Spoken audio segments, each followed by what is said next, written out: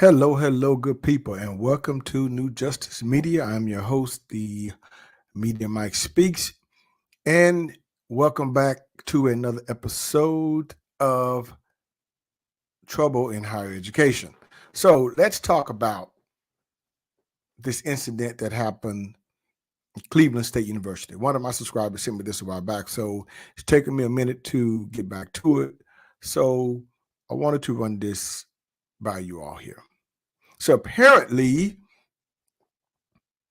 the administration has overstepped their bounds.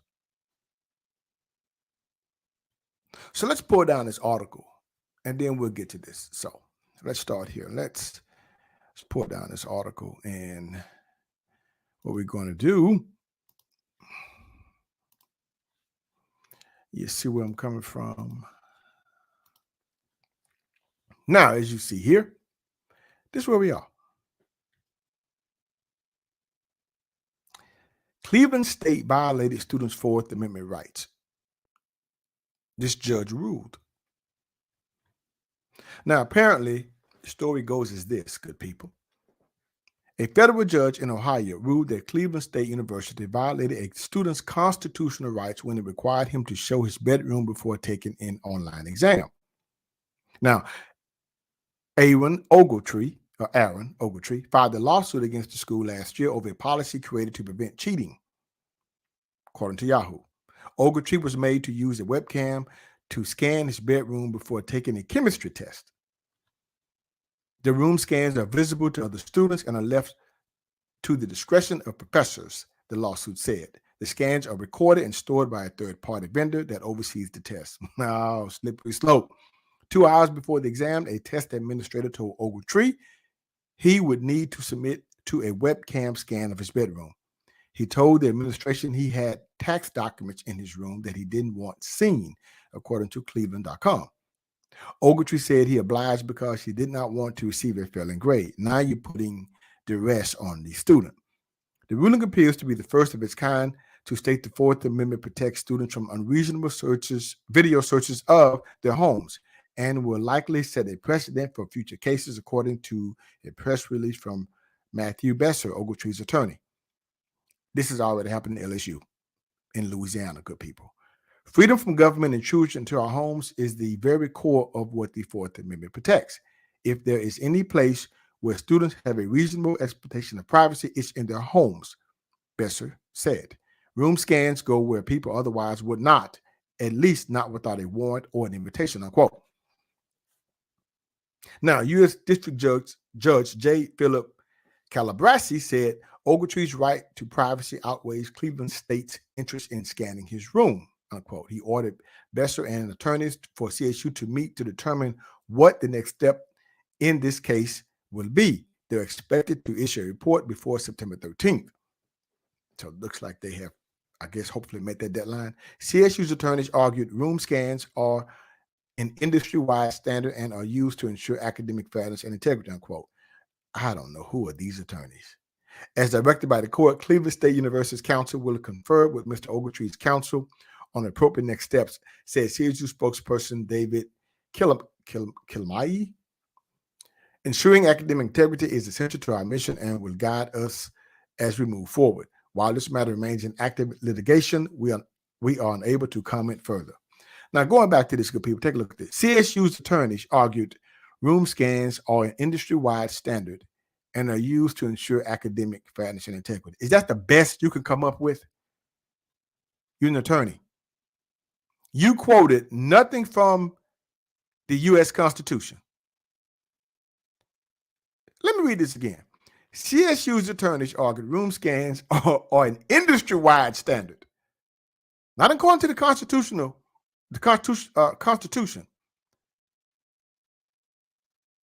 an industry-wide standard, and are used to ensure academic fairness and integrity. Nothing to do with the law. Clear violation. This came from Campus Safety here. First of its kind. Let's go back. So, take a look at this.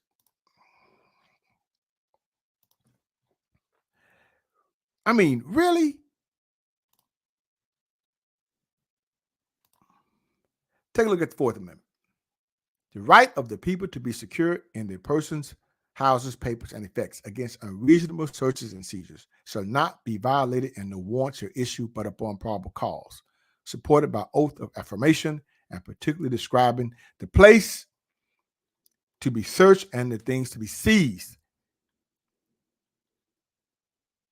So let me get this straight. We have administrators now. You have institutions, I would say, institutions that house these administrators violating your constitutional rights.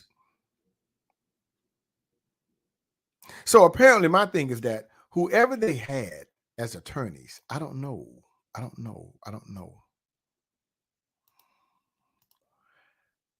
are not very good. Now, they ran this by them, which according to the article, it seems they did, or maybe if they didn't, they overstepped their bounds and put this in place anyway, and then they had to contact their legal team, Cleveland State University did, after the fact, so they can come in and go, well, this is used industry-wide. This doesn't make any sense. I'm glad he's suing. I hope he sues them for every penny. They had no business doing what they're doing at all. So this is what gets me about colleges and universities a lot of times. They're so money hungry that they forget that once you open that Pandora's box, you can't close that box. See, I remember when online testing from my, in my era first hit the scene, the late 90s, early 2000s, then the mid 2000s, it began to take off, and then it just exploded. Well, people were trying to proctor exams, have online classes, and have students come in to take tests at testing centers. Just totally, utterly ridiculous. Stupid. I said, look, we opened that Pandora's box. You can't be trying to monitor students that way. All you can do is utilize an honor code. That's all you can do. Hoping they don't, I would say, cheat.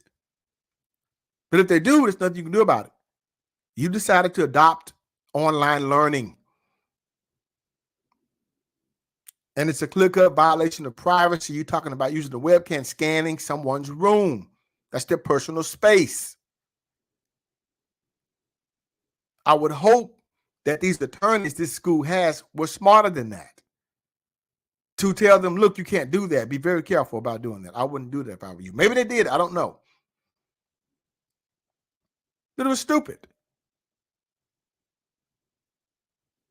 Once you open that Pandora's box, there's nothing you can do about that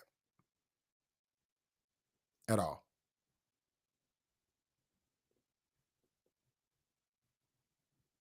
So these colleges, universities have another thing coming. I think more lawsuits are coming too. And I don't blame them. I don't. Clear-cut violation of the Fourth Amendment right, and most likely the first of its kind. Under FERPA, students have rights. Their parents can't see their grades. Not unless the student gives them written permission. Beyond that, there's nothing you can do. Parents can't even come up on the campus. I mean, they can, but they can get arrested for trespassing, or they can get trespassed because you are not a student there. Once your student sets foot on that campus, they're under FERPA. There's nothing you can do about it, unless they're going to withdraw or something. But you have no authority over that student, and the student has rights, and they have constitutional rights. But I guess this institution and the administrations, therefore, forgot about those rights. Hard lesson to learn. You can either learn the hard way or the right way. So we know which way they learn. So anyway, that's all I have for this. I just wanted to get on here. I will be doing another video regarding trouble in higher education. So we'll be talking about more of these things here. And so anyway, you all let me know what you think. Don't forget to subscribe, share, and like to keep me rocking on the mic. And so you all have a good night.